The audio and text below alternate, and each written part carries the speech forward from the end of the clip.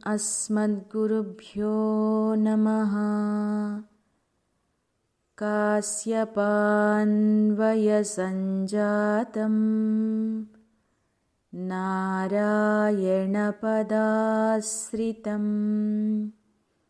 श्रीमन्नारायणं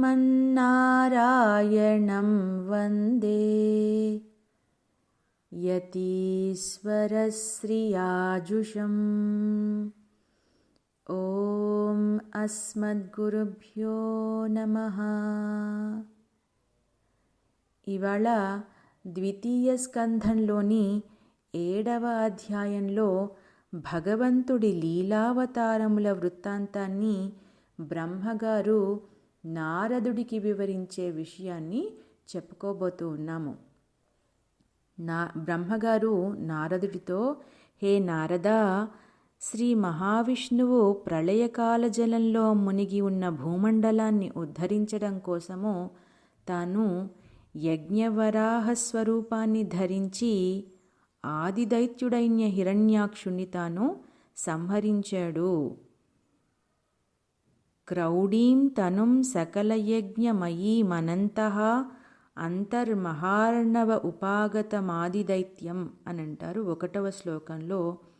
ఎలా అయితే ఇంద్రుడు తన వజ్రాయుధంతో పర్వతాల రెక్కలను ఖండించాడో అలా హిరణ్యాక్షుణ్ణి తన కోరలతో సంహరించాడు వరాహస్వామి అని అంటూ ఉన్నారు.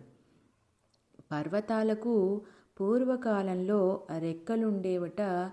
ఈ విషయాన్ని మనము రామాయణంలో చూడొచ్చు. హనుమంతుడు సముద్రాన్ని దాటే అప్పుడు మైనాక పర్వతము హనుమంతుడికి ఆతిథ్యం ఇవ్వాలి అని అనుకుంది, తన కృతజ్ఞతని చూపించుకోవడం కోసం. ఇంద్రుడు ఆ పర్వతాల రెక్కలను ఖండించాడు. ఎందుకని అనంటే అవి కనుక కింద పడినట్టయితే ప్రాణులకు హాని కలుగుతుంది అని. అప్పుడు వాయుదేవుడు ఈ మైనాక పర్వతాన్ని సముద్ర మధ్యంలో ఉంచడం వల్ల ఇంద్రుడు రెక్కలను ఖండించలేకపోయాడు. ఆ కృతజ్ఞతని చూపించుకోవడం కోసము వాయువు కుమారుడైన హనుమంతుడికి ఆతిథ్యం ఇవ్వాలి అని అనుకుంది అని మనకు ఈ వృత్తాంతము రామాయణంలో కనిపిస్తుంది. ఇంకా పరమాత్మ యొక్క మొదటి అవతారము ఈ వరాహస్వామి. 2వది ఆయన రుచి అనే ప్రజాపతి ఆయన భార్య అయిన ఆకూతి యందు సుయజ్ఞుడిగా జన్మించాడు. ఆ సుయజ్ఞుడు దక్షిణను పెళ్ళాడాడు. ఆ సుయజ్ఞుడు ముల్లోకంలో ఉన్న వాళ్ళ కష్టాలనన్నిటినీ హరించాడు. కాబట్టి స్వయంభువ మనువు ఆ స్వామిని హరి అనే పేరుతో పిలిచాడు అని స్వయంభువేన మనునా హరిరిత్యనుక్తః అని 2వ శ్లోకంలో చెప్తూ ఉన్నారు. ఇంకా 3వ అవతారము కర్దముడికి దేవహూతికి కపిలుడిగా అవతరించాడు సాక్షాత్ శ్రీ మహావిష్ణువు. ఈ అవతారాలు ఇప్పుడు మనకు బ్రీఫ్గా చెప్పి తర్వాత దాని గురించి వివరాలను ఇస్తారు ముందు ముందు అధ్యాయాల్లో. ఆయన తన తల్లి అయిన దేవహూతికి ఆత్మజ్ఞానాన్ని ప్రసాదించడం వల్ల ఆవిడ మోక్షాన్ని పొందగలిగింది అని కపిల మహర్షి యొక్క వృత్తాంతంలో మనకి ఇది కనిపిస్తుంది. తర్వాత అత్రి అనసూయలకు తాను దత్తాత్రేయుడుగా అవతరించాడు. తర్వాత, హే నారదా, నేను లోకాలను సృజించాలి అనే కోరికతో పరమాత్మను గురించి తపస్సు చేయడము మొదలుపెట్టాను. తపస్సు అనే అర్థం గల సన అనే పేరుతో యుక్తమైన సనక, సనందన, సనత్కుమార, సనత్సుజాత అనే రూపములలో పరమాత్మ అవతరించాడు. తర్వాత దక్షుని కూతురు ధర్ముని యొక్క పత్ని అయిన మూర్తీదేవి యందు పరమాత్మ నరనారాయణ రూపాల్లో తాను అవతరించాడు. ఇది మనకు బద్రికాశ్రమంలో కనిపిస్తుంది. ఈ నరనారాయణులు చాలా గొప్ప తపస్సు చేసుకుంటూ ఉంటే ఇంద్రుడు వాళ్ళ తపస్సుకి భంగం కలిగించాలి అని అప్సరసలను పంపించాడట. కానీ వారి ప్రయత్నము ఫలించలేదు అని మనకిక్కడ 7వ శ్లోకంలో చెప్తారు. కామం దహంతి కృతినో నను రోషదృష్ట్యా రోషం దహంతముతతేన దహంత్యసహ్యం సోయం యదంతరమళం ప్రవిశన్ బిభేతి కామః కథంను పునరస్య మనశ్రయేత అని అంటారు 7వ శ్లోకంలో. అంటే శంకరుడు మున్నగు మహానుభావులు తన క్రోధం చేత మన్మధుణ్ణి దహించి వేశారు అనే విషయం మనందరికీ తెలుసు. కానీ వారు క్రోధాన్ని కంట్రోల్ చేయలేకపోయారు, దాన్ని జయించలేకపోయారు. అలాంటి క్రోధము నరనారాయణి హృదయమునందు ప్రవేశించడానికి కూడా చాలా భయపడుతుందంట. అలా స్వామి యొక్క హృదయంలో కామము ఎట్లా ప్రవేశించగలుగుతుంది అంటే క్రోధమే ప్రవేశించలేకుంటే కామం ఎలా ప్రవేశించగలుగుతుంది అని ప్రశ్నిస్తూ ఉన్నారన్నమాట. అలాంటి పరమాత్మను ఆశ్రయించడం వలననే మనము ఈ కామక్రోధాదులకు దూరం అవ్వగలుగుతాము. మన ప్రయత్నం చేత మనము వాటిని దూరం చేసుకోలేము అనే విషయాన్ని పెద్దలు మనకు చెప్తూ ఉంటారు. తర్వాత ఇంకా 5 సంవత్సరాల ప్రాయం గల ధ్రువుడు ఒకసారి తన తండ్రి అయిన ఉత్తానపాదుడి యొక్క తొడపైన కూర్చోవాలి అని అనుకున్నాడు. అప్పుడు తన సవితి తల్లి సురుచి చాలా బాధాకరమైన మాటలు పలికి ఆ ధ్రువుణ్ణి చాలా కష్టపెట్టింది. అప్పుడు ఆయన వనాలకు బయలుదేరి పరమాత్మను గురించి తపస్సు చేసి పరమాత్మను సాక్షాత్కరించుకుంటే పరమాత్మ ఆయనకు ధ్రువపదాన్ని ఇచ్చాడు, ప్రసాదించాడు అని. అప్పుడు ఆ ధ్రువుడు ఆ పరమాత్మకు ప్రదక్షిణం చేసి పరమాత్మను స్తుతించాడు అనే వృత్తాంతము మనకు 8వ శ్లోకంలో కనిపిస్తుంది. తర్వాత వేణుడు చాలా ఐశ్వర్యంతో మదోన్మత్తుడై పెడదారిలో పడ్డాడనమాట. అప్పుడు బ్రాహ్మణులందరూ కూడా అవైదిక మార్గం చెలరేగుతుంది అని ఆ వేణుణ్ణి తన వాగ్వజ్రంతో భస్మం చేశారు. అంటే వారు శపించారనమాట. భస్మమైపోయాడు. అతనికి నరకము పాలు కావలసిన దుస్థితి దాపురించింది. అప్పుడు ఆ ఋషుల అభ్యర్థన మేరకు పరమాత్మ ఆయన శరీరాన్ని, ఆ వేణుని శరీరాన్ని మధించడం వల్ల పృథు రూపంలో తాను అవతరించి ఆ వేణుణ్ణి నరకం నుండి కాపాడాడు అని ఆ పృథు చక్రవర్తియే పృథ్వీని గోవుగా చేసి అందరికీ లోక కళ్యాణం కలిగించడం కోసము పృథ్వీ నుండి ఓషధులను పితికాడు అనే వృత్తాంతము 9వ శ్లోకంలో చెప్తూ ఉన్నారు. ఇంకా నాభి అనే రాజు యొక్క పత్ని సుదేవి గర్భంలో పరమాత్మ వృషభదేవుడిగా జన్మించాడు. 11వ శ్లోకంలో హయగ్రీవ రూపంలో పరమాత్మ యజ్ఞమునందు సువర్ణకాంతితో తాను అవతరించాడు. ఆయన సకల దేవతలకు కూడా ఆత్మస్వరూపుడు. ఆయన శ్వాస నుండి వేదవాణి ప్రకటితమయ్యింది అని ఛందోమయో మఖమయో కిల దేవతాత్మ అని అంటారు 11వ శ్లోకంలో. చాక్షుష మన్వంతరంలో సత్యవ్రతునికి భగవంతుడు మత్స్య రూపంలో కనిపించాడు. తాను ఈ పృథివిని అలాగే దాన్ని ఆశ్రయించుకున్న జీవులను అందరినీ కూడా తాను రక్షించాడు. అలాగే ప్రళయకాలంలో బ్రహ్మగారి ముఖముల నుండి జారిపడిన వేదాలను ఆ ప్రభువు మత్స్యరూపంలో తన నోట ధరించి ఆ జలధిలోనే విహరించసాగాడు అని ఆదాయ తత్ర విజహార వేదమార్గాన్ అని అంటారు 12వ శ్లోకంలో. తర్వాత పరమాత్మ యొక్క కూర్మావతారాన్ని గురించి వివరిస్తూ ఉన్నారు. దానవులకు అలాగే దేవతలకు అమృతాన్ని పొందాలి అని అనుకున్నప్పుడు వాళ్ళు సముద్రాన్ని మథించడము, ఆ మందర పర్వతము సముద్రంలో మునిగిపోతూ ఉన్నప్పుడు ఆయన కూర్మ రూపాన్ని ధరించి తన వీపు మీద మందర పర్వతాన్ని నిలిపి ఆ సముద్రాన్ని మథించడం కోసము తాను సహాయపడ్డాడు అని ఇక్కడ కూర్మావతారాన్ని గురించి చెప్పారు.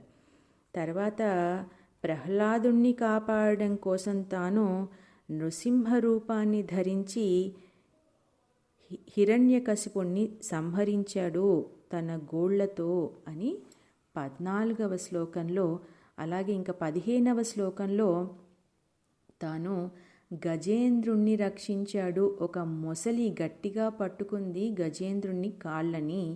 ఎన్నో సంవత్సరాలు పోరాడి పాపం అలసిపోయాడు. ఆ గజేంద్రుడు తన తొండంతో ఒక పుష్పాన్ని స్వామికి సమర్పించాలి అని కోసి పట్టుకున్నాడు.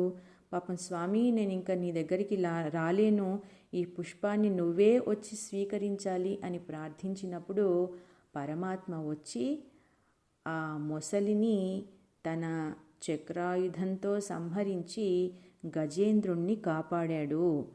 తర్వాత వామనమూర్తిగా అదితికి జన్మించాడు. బలిచక్రవర్తిని తాను 3 అడుగులు అడిగి బలిచక్రవర్తిని కూడా ఉద్ధరించాడు అని మనకు వామనావతార విశేషాన్ని చెప్పారు 17వ శ్లోకంలో.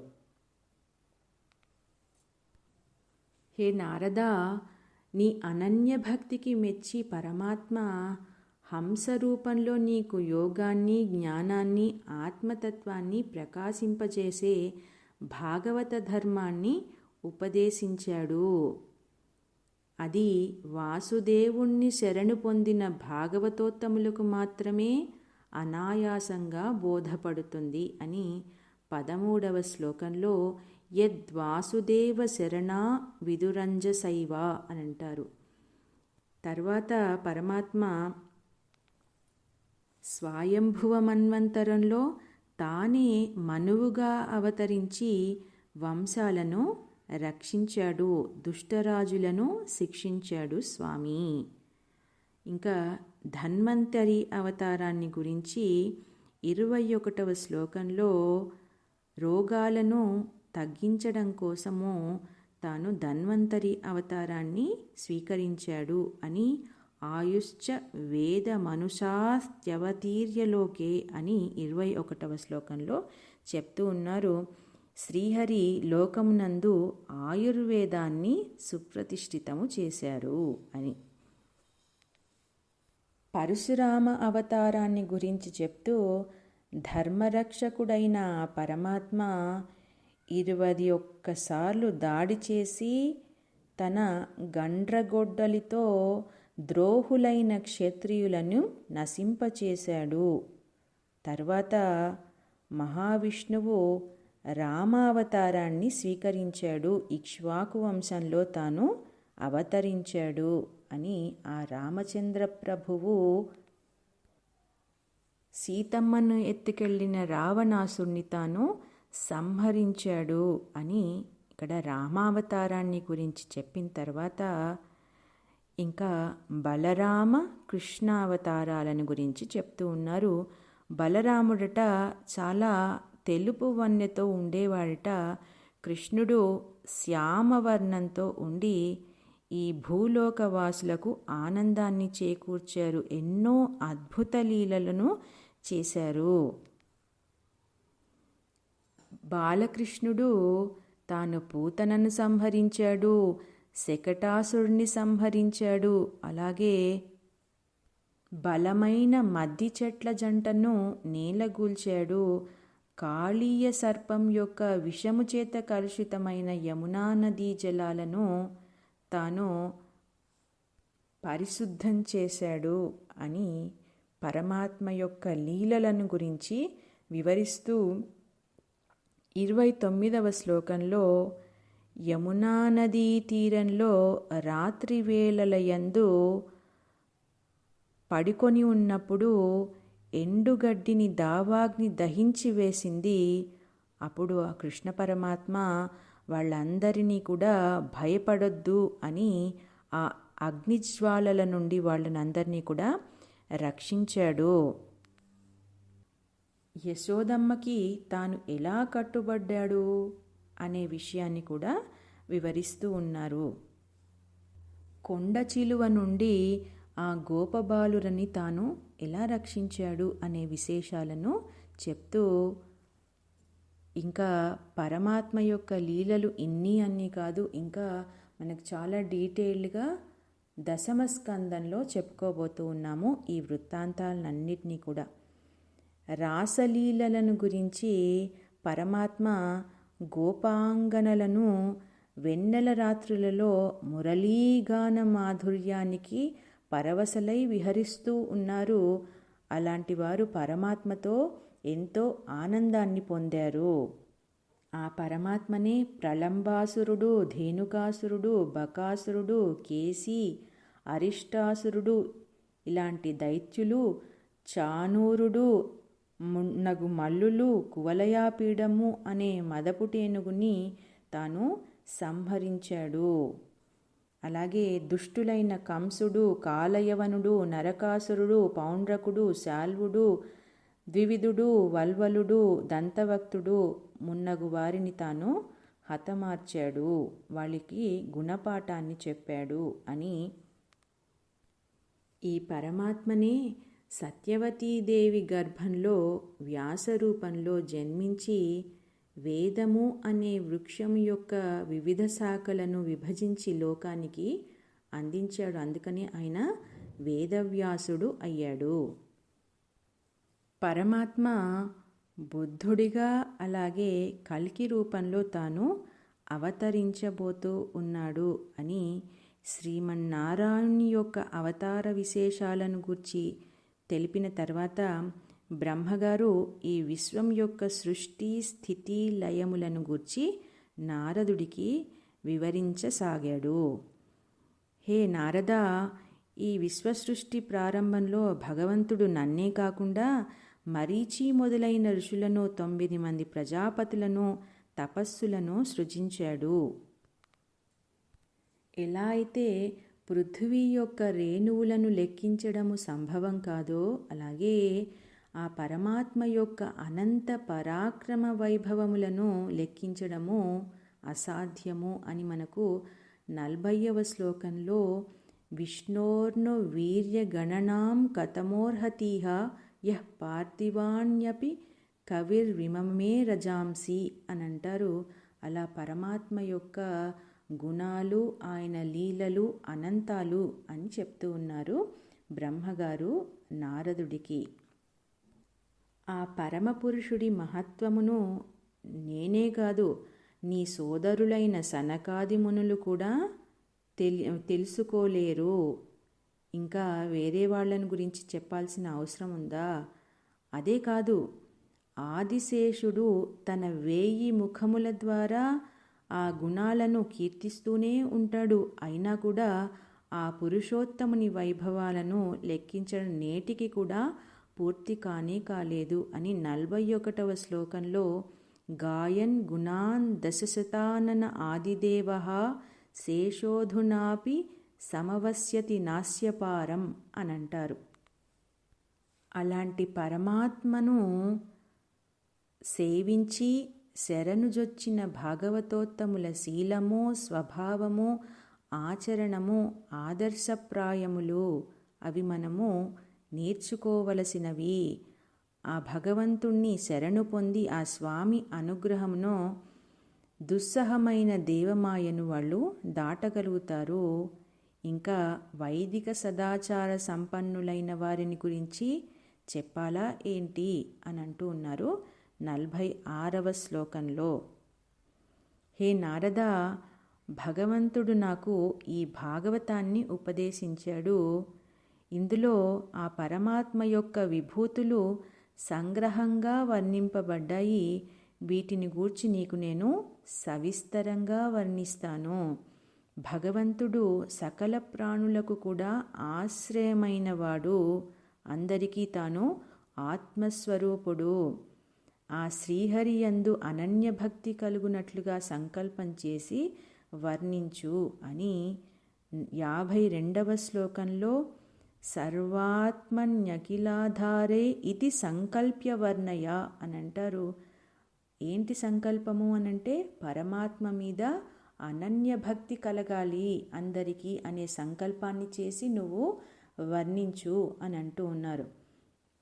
ఆ భగవంతుడి యొక్క శక్తి ఇతరులచే వర్ణించిన దాన్ని అనుమోదించిన వారు, నిత్యము శ్రద్ధగా వినేవారు ఈ ప్రకృతిలో ఎప్పుడు కూడా పడరు, మోహితులు కానే కారు అని చివరి 53వ శ్లోకంలో మాయాం వర్ణయతో ముష్య ఈశ్వరస్యానుమోదతః శృణ్వతః శ్రద్ధయా నిత్యం మాయయాత్మ న ముహ్యతి అని అంటారు.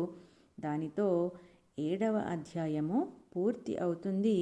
ఇంకా 8వ అధ్యాయంలో పరీక్షిత్ మహారాజు తనకు కలిగిన సందేహాలను గూర్చి సుఖయోగీంద్రుణ్ణి ప్రశ్నించడము అనే విషయాన్ని చెప్పుకోబోతూ ఉన్నాం. సర్వం శ్రీకృష్ణార్పణమస్తు. ఓం అస్మద్గురుభ్యో నమః. జై శ్రీమన్నారాయణ.